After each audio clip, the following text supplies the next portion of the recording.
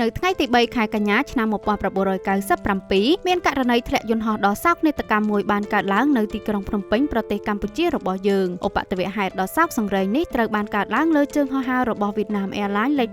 815ដែលជាជើងហោះហើរដឹកអ្នកដំណើរប្រចាំថ្ងៃរវាងទីក្រុងហូជីមីញនិងទីក្រុងភ្នំពេញឧបទ្ទវហេតុខាងលើបានឆក់យកជីវិតមនុស្សស្ទើរតែទាំងអស់នៃជើងហោះហើរនេះហើយមានតែក្មេងប្រុសម្នាក់ប៉ុណ្ណោះដែលមានសំណាងរួចរស់ជីវិតពីហេតុការណ៍ដ៏អាក្រក់មួយនោះជាព្រឹត្តិការណ៍ធ្លាក់យន្តហោះដ៏ធំនិងសម្លាប់មនុស្សច្រើនបំផុតក្នុងប្រវត្តិសាស្ត្រវិស័យអាកាសចរណ៍របស់ប្រទេសកម្ពុជាដូច្នេះតើដំណើរដើមតងនៃឧបទ្ទវហេតុកើតឡើងយ៉ាងណា Miss Pilot KX នឹងលម្អិតនៅក្នុងវីដេអូនេះ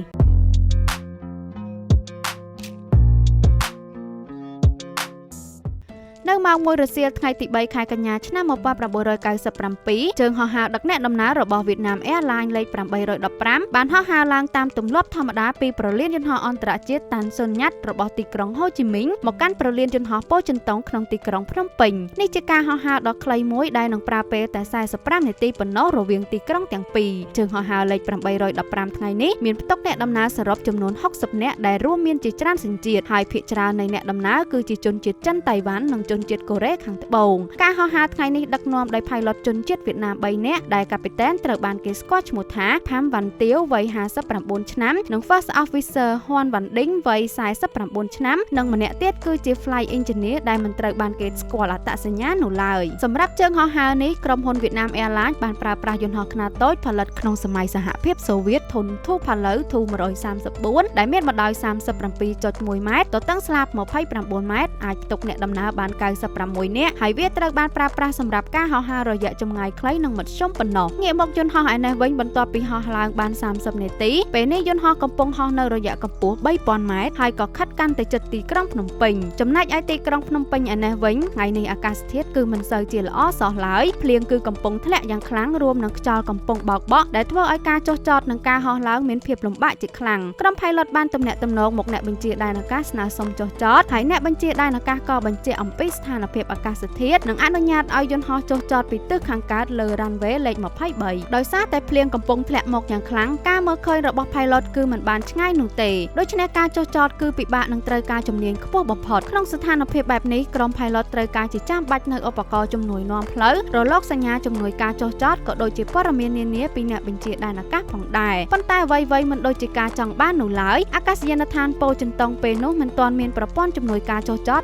ILS នៅឡើយទេរីឯប្រព័ន្ធជំនួយការហោះហើរ VOR និង DME ក៏មិនទាន់ដំណើរការថែមទៀតដោយសារតែផ្នែកសំខាន់មួយចំនួនរបស់ឧបករណ៍នេះត្រូវបានគេលួចចេញកាលពី2ខែកន្លងទៅជាមួយអវត្តមានឧបករណ៍សំខាន់ៗទាំងអស់នេះក្រុម Pilot ត្រូវពឹងផ្អែកលើប្រព័ន្ធតែមួយគត់ដែលនៅដំណើរការគឺ NDB ដើម្បីកំណត់ទីតាំងអាកាសយានដ្ឋានហើយក្រៅពីនេះគឺត្រូវពឹងផ្អែកលើការមើលឃើញរបស់ Pilot ផ្ទាល់នៅចំណុចនេះក៏គួរបញ្ជាក់បន្តិចផងដែរថាតើអ្វីទៅជា VOR និង DME ហើយអ្វីទៅជា NDB VOR ឬ VHF Omnidirectional Range គឺជាឧបករណ៍រាងរង្វង់ដែលគេបំពាក់ក្នុងប្រលានយន្តហោះដែលវាមានតួនាទីបញ្ជូនរលកសញ្ញាបង្ហាញផ្លូវដល់យន្តហោះទាំងអស់ដែលស្ថិតនៅក្នុងដែនរបស់វាចំណែក DME ឬ Distance Measuring Equipment គឺជាឧបករណ៍បញ្ជូនរលកសញ្ញាបញ្ជាក់ពីចម្ងាយរវាងយន្តហោះធៀបនឹងប្រលានយន្តហោះរីឯ NDB ឬ Non-Directional Beacon មិនមានលក្ខណៈទំនើបដូច VOR នោះទេ NDB គឺគ្រាន់តែជាអង្តែនបញ្ជូនរលកសញ្ញាបញ្ជាក់ពីទីតាំងប្រលានយន្តហោះប៉ុណ្ណោះក្រៅពីនេះវាមិនអាចបញ្ជាក់ពីអ្វីបាននោះទេជាឧទាហរណ៍ងាយយល់ប្រលានយន្តហោះដែលមានប្រព័ន្ធ VOR និង DME Pilot អាចដឹងពីចម្ងាយធ្វើដំណើរទៅប្រលានយន្តហោះនិងដឹងពីទិសដៅដែលខ្លួនកំពុងហោះហើរដែលផ្ដល់នូវភាពងាយស្រួលនិងសុវត្ថិភាពខ្ពស់ប៉ុន្តែសម្រាប់ប្រលានយន្តហោះដែលមានតែប្រព័ន្ធ NDB វិញ Pilot គ្រាន់តែដឹងថាប្រលានយន្តហោះនៅទិសខាងណាតែក្រៅពីនេះទាំងចម្ងាយទាំងទិសដៅត្រូវបត់បែនផ្សេងៗ Pilot គឺមិនអាចដឹងនោះទេងាកមកប្រលានយន្តហោះឯនេះវិញជាមួយអវត្តមាន VOR និង DME ក្រុម Pilot ត្រូវកំណត់ទីតាំងប្រលានយន្តហោះដោយប្រើប្រាស់រលកសញ្ញា NDB ដែលស្ថិតនៅ5គីឡូម៉ែត្រខាងលិចប្រលានយន្តហោះរួមនឹងការមើលដោយផ្ទាល់ដើម្បីកំណត់ទីតាំង runway មិនយូរប៉ុន្មានយន្តហោះក៏មកដល់ដែន NDB នៅភ្នំពេញហើយ Pilot ក៏បានស្នើសុំចុះចតអ្នកបញ្ជាដែនអាកាសបានអនុញ្ញាតឲ្យយន្តហោះធ្វើការចុះចតហើយក៏បញ្ជាក់សួរថាតើពួកគេបានឃើញ runway ហើយឬនៅហើយពេលនោះ Pilot ក៏តបវិញថាមិនទាន់ឃើញទេដោយសារតែភ្លៀងកំពុងធ្លាក់ខ្លាំងពេកយន្តហោះក៏ចាប់ផ្ដើមទម្លាក់កម្ពស់មកត្រឹម610ម៉ែត្រតែ Pilot នៅតែមិនទាន់អាចឃ ឃើញរ៉ាន់វេនៅឡើយកាពីតានក៏បន្តបន្ទាបខ្លួនចុះបន្ថែមទៀតរហូតដល់កម្ពស់ជាង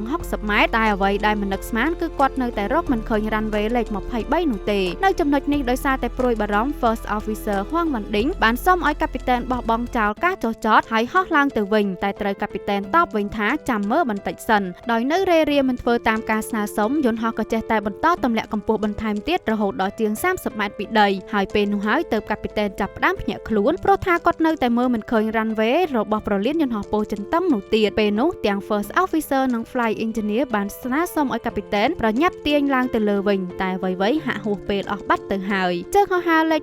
815បានប្រឹងហោះឡើងទៅលើវិញប៉ុន្តែដោយសារតែវានៅកម្ពស់ទាបពេកវាក៏បានប៉ះជាមួយនឹងដើមត្នោតនៅស្លាបខាងឆ្វេងហើយយន្តហោះទាំងមូលក៏ធ្លាក់បុកដីស្រែក្បែរនោះផ្ទុះឡើងយ៉ាងសន្ធោសន្ធៅតែម្ដងសម្លេងផ្ទុះនឹងផ្សែងខ្មៅខ្មួខ្មាញ់បានអណ្ដែតឡើងបង្កជាការភ្ញាក់ផ្អើលយ៉ាងខ្លាំងដល់មនុស្សម្នាដែលរស់នៅក្បែរតំបន់នោះជើងហោះហើរលេខ815បានធ្លាក់នៅចម្ងាយតែ800ម៉ែត្រប៉ុណ្ណោះពី runway លេខ23នៃអាកាសយានដ្ឋានពោធិ៍ចិនតុងភ្លាមក្រុមពលិតអគ្គិភ័យនិងប៉ូលីសជាច្រើនអ្នកបានមកដល់ទីកន្លែងកើតហេតុហើយព្យាយាមបាញ់ពន្លត់អណ្ដាតភ្លើងដែលកំពុងឆាបឆេះយ៉ាងខ្លាំងនោះអ្វីដែលគេតក់ស្លុតនិងសោកសង្រេងជាទីបំផុតគឺសាកសពអ្នកដំណើរទាំងអស់មានទាំងមនុស្សធំនិងកូនក្មេងបានខ្ទាតរប៉ាត់រប៉ាយជុំវិញបំណែកនៃយន្តហោះដែលមើលទៅគឺអាណោចអធមជាទីបំផុតក្រុមអ្នកជួយសង្គ្រោះបានទាញមនុស្សចំនួន5នាក់ដែលនៅរស់ពីការបុកផ្ទុះដ៏ខ្លាំងនេះដែលក្នុងចំណោមនោះមានក្មេងប្រុសជនជាតិថៃម្នាក់អាយុទៅតែ14ខែនិងក្មេងប្រុសជនជាតិវៀតណាមម្នាក់អាយុ4ឆ្នាំប៉ុន្តែជាអកុសលក្មេងប្រុសជនជាតិវៀតណាមនិងមនុស្ស3នាក់ផ្សេងទៀតបានបាត់បង់ជីវិតជាបន្តបន្ទាប់ក្រោយបញ្ជូនដល់មន្ទីរពេទ្យដោយសារតែរងរបួសធ្ងន់ធ្ងរពេកក្មេងប្រុសជនជាតិថៃឈ្មោះចាន់ណាយុទ្ធនីមអាណុងដែលត្រូវបានគេរាយការណ៍ថាបានបាក់ជើងគឺជាមនុស្សតែម្នាក់គត់ដែលបានរួចរស់ជីវិតពីគ្រោះថ្នាក់ដ៏អាក្រក់មួយនេះឧបទ្ទវហេតុនេះត្រូវបានចុះផ្សាយដោយសារព័ត៌មានជាច្រើនហើយសាកសពអ្នកដំណើរទាំងអស់ក៏ត្រូវបានអាជ្ញាធរប្រមូលផ្ដុំរងចាំសាច់ញាតិមកកំណត់អត្តសញ្ញាណនេះជាព្រឹត្តិការណ៍ដ៏ភ្ញាក់ផ្អើលបំផុតមួយក្នុងប្រទេសកម្ពុជានាពេលនោះភ្លាមគេមិនទាន់ដឹងទេថាតើមូលហេតុគឺបណ្ដាលមកពីអ្វីឲ្យពិតប្រាកដនោះទេតែអ្វីដែលគេដឹងគឺថាក្នុងកំឡុងពេលនោះអាកាសធាតុគឺមិនល្អសោះឡើយបើតាមសាក្សីម្នាក់ដែលបានឃើញព្រឹត្តិការណ៍នោះដោយផ្ទាល់ភ្នែកបានឲ្យដឹងថាគាត់បានឮសំឡេងយន្តហោះហោះសម្ដៅមកក្បែរគាត់ហើយពេលដែលគាត់ក្រឡេកមើលយន្តហោះនេះបានប៉ះនឹងអ្វីម្យ៉ាងឆេះផ្នែកកន្ទុយក្រោយរួចទៅហើយរួចក៏បន្តបុកនឹងដើមត្នោតហើយក៏ផ្ទុះឡើងតែម្ដងរំលងបានប៉ុន្មានថ្ងៃរដ្ឋាភិបាលកម្ពុជាបានចាត់ក្រុមអ្នកស៊ើបអង្កេតចុះស្រាវជ្រាវអំពីករណីនេះអ្វីដែលគេមិននឹកស្មានប្រអប់ខ្មៅទាំង3របស់ជើងហោះហើរនេះត្រូវបានគេយកចេញពីទីតាំងកើតហេតុដូច្នេះដើម្បីប្រមូលប្រអប់ខ្មៅទាំង3នោះមកវិញអាជ្ញាធរក៏បានប្រកាសផ្តល់រង្វាន់ជាទឹកប្រាក់ដល់នរណាដែលប្រកល់ត្រឡប់ប្រអប់ខ្មៅទាំងអស់នោះមិនយូរប៉ុន្មានបន្ទាប់ពីដំណឹងនេះត្រូវបានផ្សព្វផ្សាយប្រអប់ខ្មៅទាំងអស់ត្រូវបានប្រកល់ជាបន្តបន្ទាប់ដល់ដៃក្រុមអ្នកស្រាវជ្រាវនៅចំណុចនេះក៏គួរបញ្ជាក់បន្តិចផងដែរថាជាទូទៅប្រអប់ខ្មៅរបស់យន្តហោះគឺមានតែពីរប៉ុណ្ណោះគឺ CVR និង FDR ប៉ុន្តែសម្រាប់ប្រភេទយន្តហោះរបស់សូវៀតធុន Tupolev Tu-134 នេះវាបានបំពាក់មកនៅប្រអប់ខ្មៅទី3ដែលគេឲ្យឈ្មោះថា QAR ឬ Quick Access Recorder ប្រអប់ខ្មៅនេះត្រូវបានគេប្រើប្រាស់សម្រាប់ថតទិន្នន័យហោះហើរទាំងអស់ដោយ FDR ដែរតែវាផ្ដល់នូវភាពងាយស្រួលជាងដល់ក្រុម pilot ក្នុងការស្រង់យកទិន្នន័យផ្សេងៗក្នុងកំឡុងពេលនៃការហោះហើរដើម្បីប្រសិទ្ធភាពនិងសុវត្ថិភាពក្នុងប្រតិបត្តិការហោះហើរប្រចាំថ្ងៃងាកមកប្រលានយន្តហោះភ្នំពេញឯនេះវិញមានការប្រកែកតវ៉ារវាងខាងអាកាសយានដ្ឋានជាមួយនឹងក្រុមហ៊ុន Vietnam Airlines ជុំវិញថាតើនរណាគួរស្ដីបន្ទោសអំពីការធ្លាក់នេះក្រុមហ៊ុន Vietnam Airlines បានស្ដីបន្ទោសថាកំហុសគឺបណ្ដាលមកពីកង្វះខាតឧបករណ៍ជំនួយការហោះហើរនានារបស់អាកាសយានដ្ឋានភ្នំពេញតែខាងអាកាសយានដ្ឋានបានច្រានចោលការចោទប្រកាន់ដោយថាកំហុសគឺមកពីក្រុម pilot នៃយន្តហោះនេះដែលមិនយកចិត្តទុកដាក់នៅការបញ្ជាក់របស់អ្នកបញ្ជាដែនអាកាសហើយទម្លាក់កម្ពស់រហូតដល់ចំណុចគ្រោះថ្នាក់ទាំងខ្លួនមិនបានឃើញ runway នៅឡើយយ៉ាងណាក៏ដោយបន្ទាប់ពីការស៊ើបអង្កេតបានបញ្ចប់របាយការណ៍ស៊ើបអង្កេតដែលចេញដោយអ្នកស៊ើបអង្កេតកម្ពុជាបានបង្ហាញថានៅថ្ងៃនោះយន្តហោះមិនមានបញ្ហាបច្ចេកទេសណាមួយកើតឡើងនោះទេហើយយន្តហោះក៏បានពិនិត្យត្រឹមត្រូវមុនទទួលបានការអនុញ្ញាតឲ្យហោះហើរឡើង